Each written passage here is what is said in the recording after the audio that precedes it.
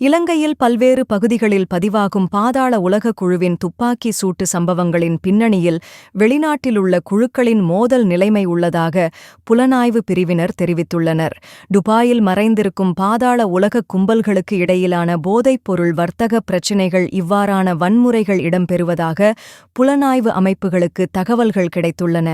பாகிஸ்தானின் போதைப்பொருள் கடத்தல்காரர்கள் தவறான தகவல்களை வழங்குவதன் மூலம் போதைப்பொருள் பெறுவது தடுக்கப்படுவதாகவும் இதனால் துபாயில் இடம்பெறும் விருந்துகளில் முரண்பாடுகள் ஏற்படுவதாகவும் தெரியவந்துள்ளது.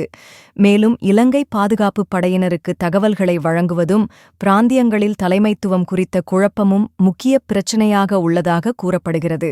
இந்நிலையில் துபாயிலுள்ள போட்டியாளர்கள் மீதுள்ள கோபத்தை இலங்கையில் உள்ள அவர்களின் உதவியாளர்கள் மூலம் முன்னெடுப்பது முக்கிய பிரச்சினையாகியுள்ளதாக தெரியவந்துள்ளது.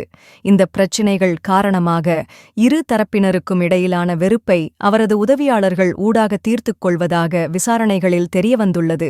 இது தொடர்பாக போலீசார் விசாரணை நடத்தி வருவதாக தெரிவிக்கப்படுகிறது.